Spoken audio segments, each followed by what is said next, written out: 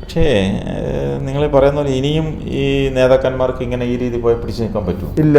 എത്ര നാൾ? എല്ലാ കാലവും ആളുകളെ പറ്റിക്കാൻ വേണ്ടി പറ്റില്ല. ഇത് അവരൊക്കെ പിന്നെ ബോധവാന്മാരാണ്. പക്ഷെ ഇതന്നെ, അതായത് ഇത്രയും കാലം ഇങ്ങനെ ഒരു മൂവ്മെന്റിന്റെ ഭാഗമായി നിന്ന് ഇനി എങ്ങോട്ട് പോകും, എന്ത് പറയും, അപ്പം ഇനി ഇവരെ അഡ്ജസ്റ്റ് ചെയ്ത് നിൽക്കുക. പക്ഷെ അതിനൊരു പരിമിതി വരുന്ന ബെന്നി. ഇപ്പം കഴിഞ്ഞ പ്രാവശ്യം 4 സീറ്റിലാന്ന് തോന്നുന്നു പിന്നെ JDS മത്സരിച്ചത്. ഇനി അതും ഉണ്ടാവില്ല. കാരണം അതിനുള്ള പാർട്ടി ഇല്ല. ഇതിങ്ങനെ ഓരോ കാലവും പാർട്ടിയിൽ ഉണ്ടാവുന്ന പ്രശ്നങ്ങൾ വരുമ്പോൾ ആളുകൾ നിർജീവാവുന്നതാണ്. അതിനെ തടഞ്ഞു നിർത്താൻ വേണ്ടി പറ്റുന്നില്ല. പിന്നെ ഞാൻ വിചാരിക്കും ഇപ്പം JPയും ലോഹിയെല്ലാം ഉണ്ടെങ്കിൽ ഇപ്പോഴത്തെ ദേശീയ നേതാക്കന്മാർ, സംസ്ഥാന നേതാക്കന്മാരെല്ലാം അടിച്ചു കൊന്നിട്ടുണ്ടാവും. മുകളിലിരുന്ന് എനിക്ക് തോന്നുന്നു അവരുടെ ആത്മാവ് പോലും പൊറുക്കൂല. ആ നിതീഷ് കുമാറിൽ കാണിക്കുന്ന എന്ത് തെറപ്പണിയല്ലേ. അയാള് ഒരു 20 വർഷം മുമ്പ് ഇന്ത്യന്റെ ഭാവി പ്രധാനമന്ത്രി എന്നുള്ള നിലയിൽ നമ്മളെല്ലാം പാടിയ ആളാണ്. അതായത് രാവിലെ ഒരു മുന്നണിന്റെ മുഖ്യമന്ത്രി, ഉച്ചയ്ക്ക് ശേഷം BJPന്റെ മുന്നണിന്റെ മുഖ്യമന്ത്രി, വീണ്ടും രാജിവെക്കുക, വീണ്ടും കൂടിച്ചേരുക. ദേവഗൌഡജി എന്തിനാണ് അയാൾ? ആ പാർട്ടിന്റെ പേര് തന്നെ സെക്കുലർ എന്നാണ്, JDS എന്നാണ്, ജനതാദൾ സെക്കുലർ എന്നാണ്. ആ സെക്കുലറിനെ വ്രണപ്പെടുത്തിയിട്ടാണ് ഇപ്പോൾ BJP മുന്നണിയിലേക്ക് പോയിട്ടുള്ളത്. അത് തെറ്റാണ്. പിന്നെ നിങ്ങളെ കൂടി ഇല്ല എന്ന് പറയാനുള്ള ഒരു തൻ്റെ ഇടം പോലും കാണിക്കാൻ വേണ്ടിയിട്ട് ഇവിടെയുള്ള കേരളത്തിലുള്ള നമ്മുടെ നേതാക്കള് നമ്മുടെ സ്വന്തം എന്നും പറഞ്ഞ അവർക്കൊക്കെ വേണ്ടി ഒരുപാട് വിയർപ്പൊഴുക്കിയ യഥാർത്ഥത്തിൽ സങ്കടമുണ്ട് കേട്ടോ. പക്ഷെ ഞാൻ ഹാപ്പിയാണ്. കഴിഞ്ഞ 2 വർഷമായി ഇതൊക്കെ തന്നെ ഒരു മുൻ ധാരണയോടുകൂടി നോക്കിക്കണ്ട് അതിനോട് സലാം പറഞ്ഞ് പിരിയാൻ വേണ്ടി പറ്റിയത് കൊണ്ട് ഞാനിപ്പോൾ സന്തുഷ്ടനാണ്. അങ്ങനെയെങ്കിലും നിങ്ങൾക്ക് ആശ്വസിക്കാം. പക്ഷെ ഇതൊക്കെ കാണുകയും കേൾക്കുകയൊക്കെ ചെയ്യുമ്പോൾ നമുക്ക് വേദനയുണ്ടാവും. അതുകൊണ്ടാണല്ലോ നമ്മളിത് പറയുന്നത്. ഈ നമ്മുടെ കൃഷ്ണൻകുട്ടിയേട്ടൻ്റെ മണ്ഡലവും ചിറ്റൂരും പാലക്കാടും പണ്ടേ അങ്ങനെ. പുള്ളി സെക്രട്ടറി ജനറൽ ആയപ്പോൾ, പാർട്ടീൻ്റെ പ്രസിഡന്റ് ആയപ്പോൾ, സീനിയർ വൈസ് പ്രസിഡന്റ് ആയപ്പോൾ, പാർലമെന്ററി ബോർഡ് ചെയർമാൻ ആയപ്പോഴൊക്കെ ചിറ്റൂര്, പാലക്കാട്, തിരുവനന്തപുരം, പാലക്കാട്, ചിറ്റൂര്, അതല്ലാണ്ട് പുള്ളിക്ക് ഒരു രാഷ്ട്രീയ പ്രവർത്തനം ഉണ്ടായിട്ടില്ല. അദ്ദേഹത്തിന് അവിടെ ഉള്ള ആളുകൾ മതി, അവരുടെ കൂടെ നിൽക്കുന്ന ആളുകൾ മതി. അത് ഒരു പ്രാവശ്യം പാർട്ടിയുടെ പ്രസിഡന്റ് ആയിരുന്നപ്പോഴേ അന്ന് മന്ത്രി മാത്യു തോമസ് കഴിഞ്ഞ LDFന്റെ ഗവൺമെന്റ്, അതെ പിണറായി സർക്കാരിന്റെ ആദ്യത്തെ 2.5 വർഷം, ഒന്നാം പിണറായി സർക്കാരിനാണ് ആദ്യത്തെ 2.5 വർഷം. അപ്പം അന്ന് ഈ ബോർഡും കോർപ്പറേഷനൊക്കെ വീതം വെച്ചപ്പം ഏറ്റവും കൂടുതൽ ബോർഡും കോർപ്പറേഷന്റെ ഡയറക്ടേഴ്സ് ബോർഡ് അവിടെയുള്ള പാലക്കാട് പുള്ളിയുടെ മണ്ഡലത്തിലുള്ള പുള്ളിയുടെ കൂടെ നിൽക്കുന്ന ആളുകളെ വന്ന് കൊണ്ടുപോയത്. ശരി, ഇവിടെ ആ പാർട്ടിക്ക് വേണ്ടി എത്രയോ ആളുകൾ ഈ സംസ്ഥാനത്തുള്ള വേർപ്പൊഴുക്കിയവരും എത്രയോ ത്യാഗങ്ങൾ അനുഭവിച്ചവരും ഒക്കെ എത്രയോ ഉണ്ട്.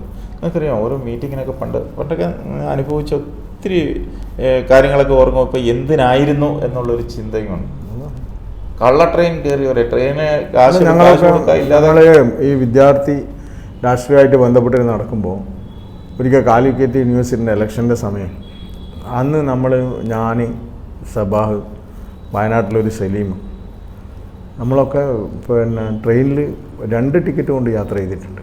അങ്ങോട്ടും ഇങ്ങോട്ടും മാറ്റിയിട്ട് TN മനോജ് ടിക്കറ്റ് എടുക്കാതെ ഒരു കോച്ചിൽ നിന്ന് അപ്പുറത്തെ കോച്ചിലോട്ട് മാറിയും തിരിഞ്ഞൊക്കെ നിന്ന് ടിക്കറ്റ് എടുക്കാതെ എത്രയോ പ്രാവശ്യം ഈ പാർട്ടിക്ക് വേണ്ടി പാർട്ടിയുടെ മീറ്റിങ്ങിനൊക്കെ പോയിട്ട് തിരിച്ച് വീട്ടിലെത്തിയിട്ടുണ്ട്. എത്രയോ റെയിൽവേ സ്റ്റേഷനിലും ബസ് സ്റ്റാൻഡുകളിലൊക്കെ രാത്രി ഇരുന്ന് മാതൃഭൂമിയിലും മനോരമയിലും കിടന്ന് നേരം വിളിപ്പിച്ചിട്ടുണ്ട്. എത്രയോ അന്ന് ഇപ്പം ഒരു സ്ഥലത്ത് നിന്നു. ഇപ്പം ഞാൻ പലപ്പോഴും കോഴിക്കോടും എറണാകുളത്തൊക്കെ ഞാൻ ഇപ്പോഴും ഓർക്കുന്ന ഒരു ദിവസം അവിടെ റൂം എടുക്കാനൊന്നും പൈസയില്ല. വണ്ടിക്കൂലിക്ക് പോലും കഷ്ടിച്ചായിരിക്കും പൈസ ഉണ്ടാകുന്നത്. ബസ് സ്റ്റാൻഡിൽ ഇരുന്ന് ഒരു രാത്രി മുഴുവൻ അവിടെ ഇരുന്ന് കൊതുകടിയും കൊണ്ട് അവിടെ പോയി ഒരു കട്ടൻ കാപ്പി കുടിക്കാൻ പൈസ ഇല്ലായിരുന്നു. ആ കട്ടൻ കാപ്പി കുടിച്ചാൽ വണ്ടിക്കൂലി തികയത്തില്ല. എന്നിട്ടും സൂപ്പർ ഫാസ്റ്റിലും എക്സ്പ്രസ്സോ ഏതാണ്ടൊരു ബസ് വന്നു. അന്ന് ഈ പിന്നെ AC ബസ്സൊന്നും ഇല്ലാത്തൊരു സമയമായിരുന്നു. അപ്പോൾ അതിനകത്ത് കയറാൻ പൈസ തികയത്തില്ല. നമുക്ക് സാധാ ഫാസ്റ്റ് കയറാനുള്ള പൈസയേ ഉള്ളൂ. അപ്പോൾ അത് വരുന്നത് വരെ കാത്തു നിൽക്കുക. അതും എനിക്ക് തോന്നുന്നു എനിക്ക് പൈസ തികയാൻ നിസാർക്കാടെ നിന്നാണോ ആരുടെയെന്നോ ഉണ്ടോ പിന്നെ പൈസ കടവും കൂടെ മേടിച്ചിട്ടാണ് വണ്ടിക്കൂലി തികയത്തില്ലെന്ന് പറഞ്ഞ് അത് മേടിച്ചിട്ടാണ് നമ്മൾ അവിടെ വന്നിരുന്നത്. അപ്പം അങ്ങനെയൊക്കെ ഇതിനു വേണ്ടി ഒരുപാട് കഷ്ടപ്പെട്ടിട്ടുണ്ട്. പക്ഷെ അതൊക്കെ ആരോട് പറയാൻ വേണ്ടി പറ്റില്ല. അയവറക്കുക മധുര സ്മരണകൾ ഇവിടെ അതിന് നമ്മളൊക്കെ അങ്ങനെയൊക്കെ ഓടി നടന്നതിന്റെ ഫലം അനുഭവിക്കുന്ന ഒരുപാട് ആളുകൾ ഒരുപാടൊന്നുമില്ല. 3-4 പേര് അതിന്റെ ആ 3-4 പേരിൽ ഒതുങ്ങി ആ പ്രസ്ഥാനത്തിന്റെ അധികാര സ്ഥാനങ്ങൾ. അതെ അതെ തീർച്ചയായിട്ടും. അവരെ ഞാൻ മുമ്പ് പറഞ്ഞതുപോലെ അവർക്ക് പാർട്ടി പ്രസിഡന്റ് ആവണം, അവർക്ക് MLA ആവണം, അവർക്ക് മന്ത്രിയാവണം. അത്ര അതിങ്ങനെ ഷെയർ ചെയ്ത് കറങ്ങി ആ 3-4 പേര്. അല്ലാതെ വേറെ ആരുണ്ട്? ഒരു ചെറുപ്പക്കാരനെ ഉയർത്തിക്കൊണ്ടുവരുന്നുണ്ടോ? ഒരാളിനെ പറയും. ഇല്ല. മറ്റു രാഷ്ട്രീയ പ്രസ്ഥാനങ്ങൾ അതല്ല. കഴിവുള്ളവൻ കയറി 2 ടേം കഴിഞ്ഞാൽ മൂന്നാമതൊരാളാണ്. ഇത് കടൽ കിഴവന്മാരായിട്ട് ഇങ്ങനെ മത്സരിച്ച് ഇനിയിപ്പോ 11ാമത്തെ പ്രാവശ്യത്തിലേക്ക്, മറ്റേയാള് 7ാമത്തെ പ്രാവശ്യം മത്സരിച്ച് ഇനി 8ാമതിലേക്ക്, വേറൊരാള് 12ാമത്തെ പ്രാവശ്യം മത്സരിക്കാൻ വേണ്ടി പോകുന്നതാണ്. ഇങ്ങനെയാണ് നമ്മുടെ ജനതാ പ്രസ്ഥാനത്തിന്റെ അപജയം. പക്ഷേ എനിക്ക് ഒരു കാര്യത്തിൽ എനിക്ക് സന്തോഷമുണ്ട്. ഒരുപാട് ആളുകൾ ഇപ്പോൾ തന്നെ പലപ്പോഴും പലരും വിളിക്കാറുണ്ട്. ഇപ്പോൾ തന്നെ സാബു ജോർജ് എറണാകുളത്ത് നിന്ന് കുറേ നാളുകൾക്ക് മുമ്പ് പുള്ളി ഇങ്ങനെ വിളിച്ച് കുറേ നേരം അങ്ങനെ പല ആളുകളും പലയിടത്തും നമ്മളെ വിളിക്കാറുണ്ട്. നമ്മൾ പല ആളുകളും അങ്ങനെ ബന്ധപ്പെടും. എന്തുണ്ട് അല്ലെങ്കിൽ കണ്ണൂരൊക്കെ വരുമ്പോൾ എല്ലാവരും വിളിച്ചിട്ട് കാണാനും കാര്യം. പിന്നെ നമ്മുടെ കുട്ടേട്ടനൊക്കെ അതെ പുള്ളിയൊക്കെ വിളിക്കാറുണ്ട്. അതുപോലെ അങ്ങനെ ഓരോ ജില്ലയിലെ പിന്നെ ഇങ്ങോട്ട് വന്നു കഴിഞ്ഞാൽ എല്ലാ ജില്ലയിലെയും ഉള്ള പ്രധാനപ്പെട്ട അന്ന് ലീഡർഷിപ്പിൽ നിന്ന ആളുകൾ. ഇതിനിടെ പിന്നെ കോട്ടയം ജില്ലാ പ്രസിഡന്റ് കുര്യൻ സാർ ഇന്നലെ എന്നെ അജി വിളിച്ചിരുന്നു കോട്ടയത്ത് നിന്ന്. അജി വിളിച്ച് കുറേ പറഞ്ഞു. അജി ഇങ്ങനെ ഇടയ്ക്കൊക്കെ വിളിക്കും. അല്ല കുര്യൻ സാർ ഏകദേശം എൻ്റെ ഒരു കണക്കിൽ 90 വയസ്സ് കഴിഞ്ഞിട്ടുണ്ടാവും. 90 കുര്യൻ സാറിന് അത്ര ഉണ്ടോ? 90 വയസ്സുണ്ടാവും. എന്നിട്ട് വിളിച്ചിട്ട് പിന്നെ അടോ മോനെ നിന്റെ ശബ്ദം കേൾക്കാൻ വിളിച്ചു. സത്യമായിട്ട് അതൊരു സന്തോഷമായിരുന്നു. കുറേ സമയം വർത്താനം പറഞ്ഞ് സാറേ മറന്നതല്ല, നീ ഇനി നമ്മുടെ കോട്ടയത്ത് ഇപ്പം വരേണ്ട ആവശ്യമില്ല, ഒന്ന് കാണണമെന്നുണ്ട്, നീ ഇനി വരുന്നുണ്ടെങ്കിൽ ഇതുവഴി വരണം. അങ്ങനെ കുറേ ബന്ധങ്ങൾ. പക്ഷെ പ്രേമേട്ടൻ പോയതൊരു വലിയ ഇതാണ്. പ്രേമേട്ടൻ ഇടയ്ക്കിടയ്ക്ക് വിളിക്കുമായിരുന്നു. പ്രേമേട്ടൻ ഞാനും വിളിക്കുമായിരുന്നു, പ്രേമേട്ടനെ വിളിക്കുമായിരുന്നു. പ്രേമേട്ട എവിടെയാണ്, എന്താണ്? എനിക്കിപ്പോഴും ഓർമ്മയുണ്ട്. എനിക്ക് തോന്നുന്നു 2010 മറ്റോ ആണെന്ന് തോന്നുന്നു.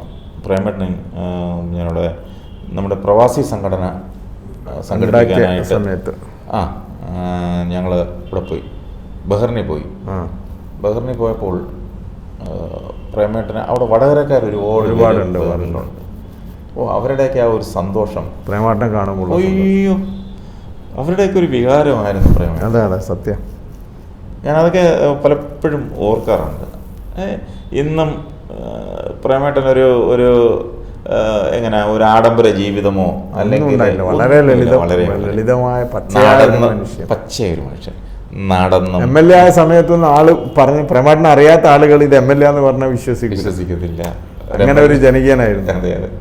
അല്ല അത് വടകരക്കാരല്ല, പുറത്തുള്ള വടകരക്കാർക്ക് പുറത്തുള്ള ഒരാളാണ്. ഇത് വടകര MLA എന്ന് പറയുമ്പോൾ അവരൊന്നുകൂടെ നോക്കും ഇതന്നെയാണോ എന്നുള്ളത്.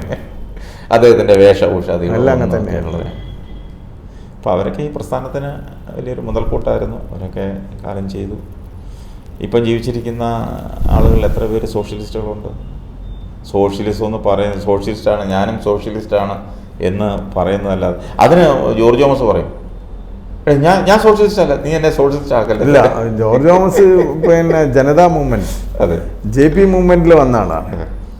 ഞാനൊന്നും അങ്ങനെയല്ല. പിന്നെ എൻ്റെ അച്ഛൻ പഴയ സോഷ്യലിസ്റ്റുകാരനായിരുന്നു. അങ്ങനെ ഇതിലേക്ക് എത്തിപ്പെട്ടതാണ്.